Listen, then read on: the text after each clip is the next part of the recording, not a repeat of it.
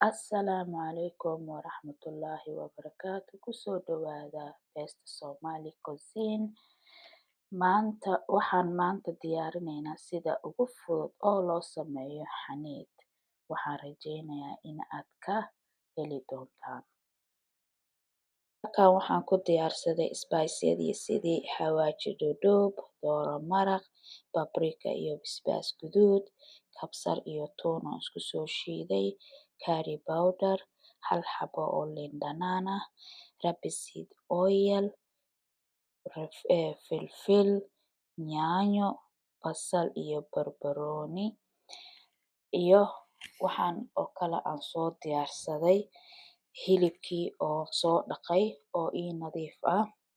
Ma kala jari doono sidiisa ayaan ku sameyn doonaa. Waxaan isku qasay spice-yadii oo idil sidaan u mariyo hilibka. Sidaas daraadeed waxaan rabaa inaan ku masaajeeyo hilibka oo dhan si uu lafaha gudaha uga galo, uu juicy na ugu noqdo, uu macaan na u yeelo insha Allah.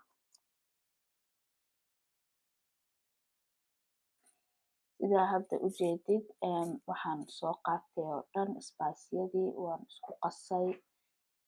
Hadda hilibkii ayaan ula tagayaa si aan markaa aan u dhex geliyo meel walbana u mariyo. Marka koowaad waxaan sameeyay hilibka waa soo dildilaaciyay si maaragtay uu gudaha uu si fiican uga galo oo maaragtay dhinacna uu maaragtay macaan ka noqdo dhinacna uusan dhadhan ka yeelan. Sidaa darteeda waa inaa ayada dhan markaas gudaha iyo meel walbo oo gees kasto dhinac walbo oo ugu masaajeeyo si maaragtay aana meelna uga tagin ayay ku fiican tahay inaad qurux uga dhigtid ayada dhan aad ku masaajeysid. Maasha Allah waa ujeedaan si fiican ayaa dhinacaas u mariyay. Halkaana waxaan dareemay xoogaa yar inuu wax yar ka maqmaqan yahay. Iyadana waa ku celinayaa si fiican aan u gelinayaa. Adiga wixii aan haysto spice-ga waxaan rabaa insha Allah inaan ku dhameeyo si fiican aan u dhex geliyo. Kadib markaa aan waxaas oo dhan aan isku waxeeyay waxaan rabaa insha Allah inaan saxniga oven-ka aan ku gelin lahaa inaan soo diyaarsado. Waxaan soo diyaarsanayaa foil iyo foil paper-ka. Waa kaa hadda waa kor saaray hilibkii. Waxaan soo qaatay basashii oon warwareeg u soo jaray iyo barbaroonigii oo laba nooc ah. Waxaan soo mariyay ayakane spice-yadii aan mariyay hilibka. Marka hadda waxaan sameynayaa waa inaan si fiican ugu wrap gareeyaa hilibka uusan hal meel kaaga banaanaan si hilibka maaragtay uu steam fiican u siiyo uu hawo dhan uga ilaalisid waaye. Hilibkaas si fiican oo macaan oo jileec ah ayuu kugu soo baxayaa. Hadaad saas u laalaabtid oo u sameysid. Taasna waa ujeedaa foil-ka kale dhab aan ku siiyay. Sidaa ujeedaan si fiican aan ugu xirayaa si hal meel aysan uga neefsanin. Hilibkaas haduu kusoo baxayaa hilib uumata oo Masha Allah oo jilicsan oo kala daadanayo. Sidaa ujeeda hadda saxnigii oven-ka aan ku gelin lahaa ayaan soo qaatay. Waan kor saaray meeshaas geedkaas waa muhiim maadaama aan saacad iyo bar ilaa 2 saac uu kugu jiraayo oven-ka. Waxaan soo qaadanayaa koob biyo ah. Waxaan rabaa biyo inaan salka hoose inaan u mariyo si markaa oo maaragtay saxniga uusan u qalalin. Hilibkana wuxuu siin doonaa insha Allah steaming ama huur ku habboon oo hilibkaas uu jileec macaan uu ugu soo baxo. Hadda waxaan isla aadaynaa oven-kii. Insha Allah oven-ka ayaan geyn doonaa. Markaa hadda kadib waxaan soo qaatay hilibkii waan diyaarsanay waan geysanay. 200 aan geynay. Hadda waxaan karinaynaa markaa bariiskii. Waxaan soo qaatay hal koob oo bariis ah ama 2 koob oo bariis sida aad u jeceshahay laakiin 2 koob aan karsanayaa. basasha bariiska markaad karinaysid waxay ku fiican tahay inaanad basal weyn aad ku waxeynin. Waxaan soo qaatay basal dhexdhexaad oo yar ah waa jarjartay. Halkaas half koob oo waxaan ku haystaa oo saliid oo rapeseed la yiraahdo. Halkaas waxaan ku haystaa oo kale heel.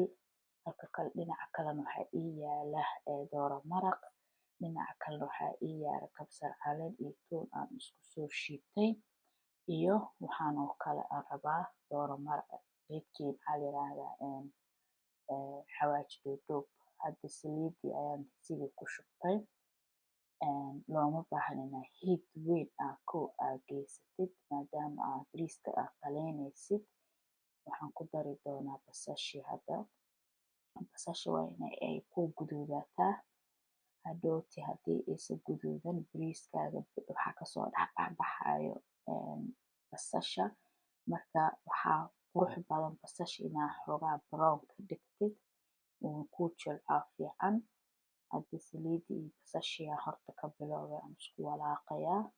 Markay xoogaa isku guduudtaan insha Allah waxaan sameyn doonaa inta kale alaab aan ku dari doono ayaan la wadaagayaa. Uma baahna haddaad rabtid bariis macaan inay kuu soo baxdo spicy badan inaad iskaga dartid. Bas ani waxaan isticmaali doonaa aan bariiskayga ku darsan doonaa waa saliid rapeseed oil ah oo half koob ah. Jab yar ama xabad yar oo roon oo basal ah. Halkaas waxaa ku xiji doonaa markaa basashii xoogaa yar ii guduuto. Bariiska ayaan ku xijin doonaa sida markaa bariiska aan ugu qaleeyo si fiican oo biyaha dhan kaga saaro markii qaleeyo oo bariiskaas uu maaragtay oo jagagagac uu yiraahdo ayaa waxaan soo qaadan doonaa markaa aad arki doontiin inta spice aan ugu talagalay. Sidaan soo sheegay spice-ga bariiska haddaad rabtid bariis sabeed inuu kuu noqdo spice-ka ka ilaaliya. Aniga sidaan ayaan u samaystaa. Waxaan jeclahay inaan la wadaago aad ka heli doontaan. Hadda waa ujeedaan basashii oo ii soo gudguduuda rabtaa. Meel fiican ay maraysaa. Maasha Allah. Maasha Allah. Hadda waa okay waaye saas leeyahay. Bariiska ayaan soo qaadi doonaa hadda. Bariiska hadda ku shubayaa insha Allah. Markaan bariiska ku shubo waa isla arkeynaa markaa xoogaa yar ayaan ku qaleyn doonaa. Markaa hadda wax yar waa soo gudaa. Maasha Allah. Hadda beel ku soo baxay basashii. Sidaa markay basasha kuu tahay oo bariiskaagana aad kula qaleysid kaala arag ku soo baxaya.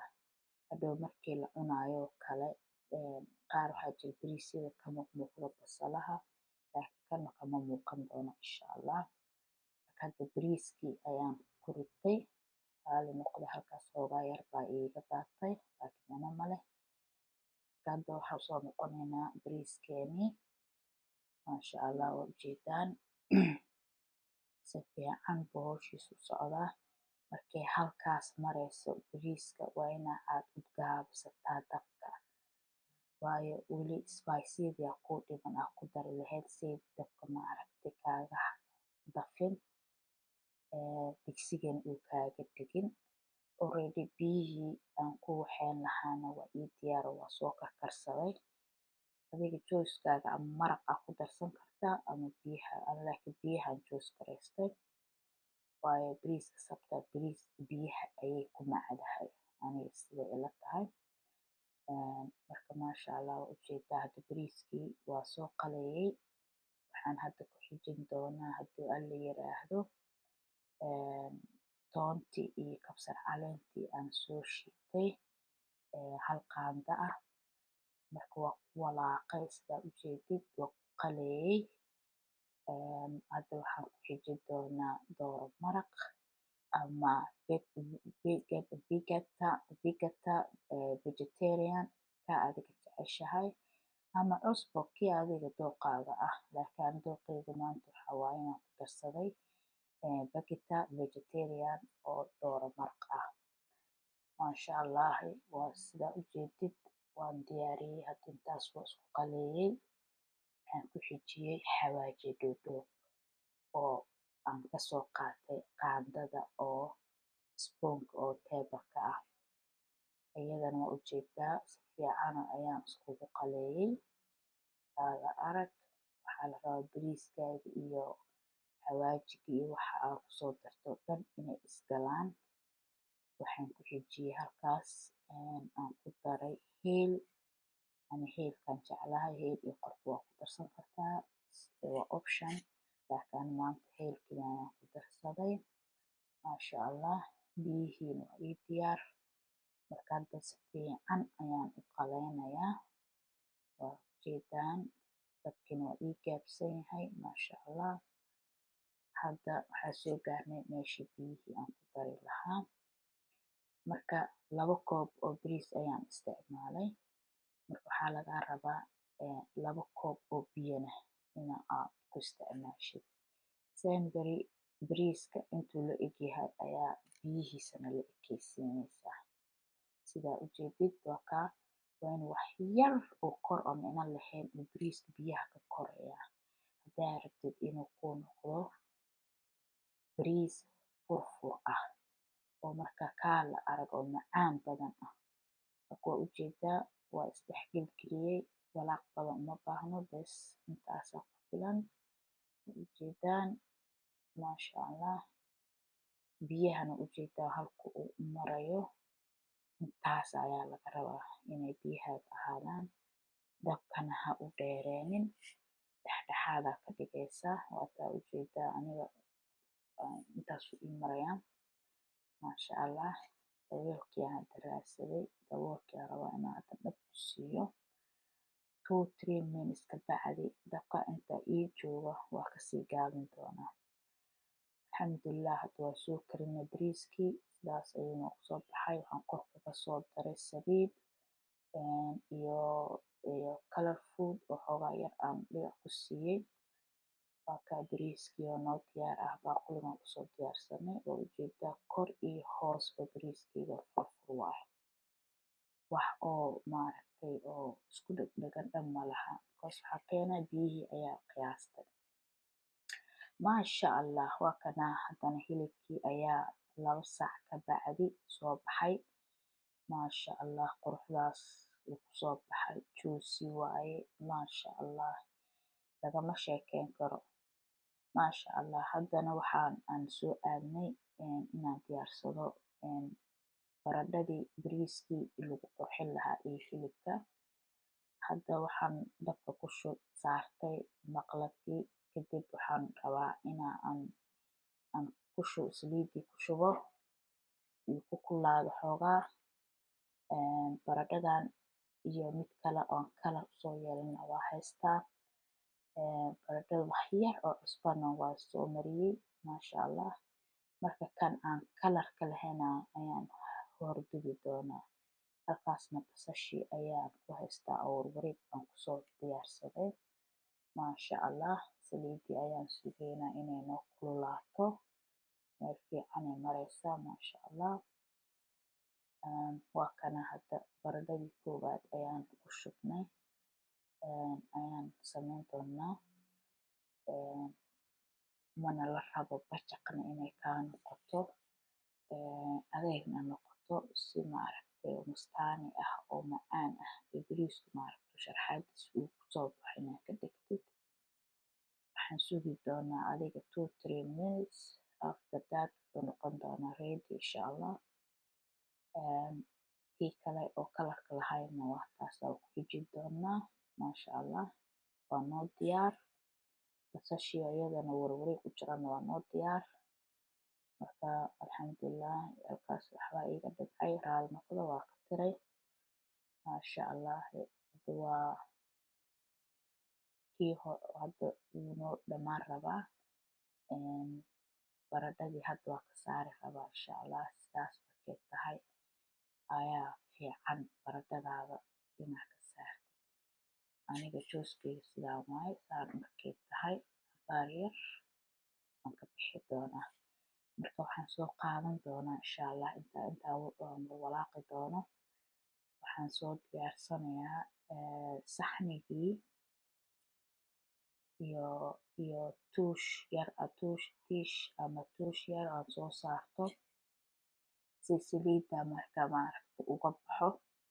Hadda waa ready baradhadeena maasha Allah waa kaa qurux furfur iskuma dhegin si fiican u socotaa waa ka saareynaa hadda insha Allah.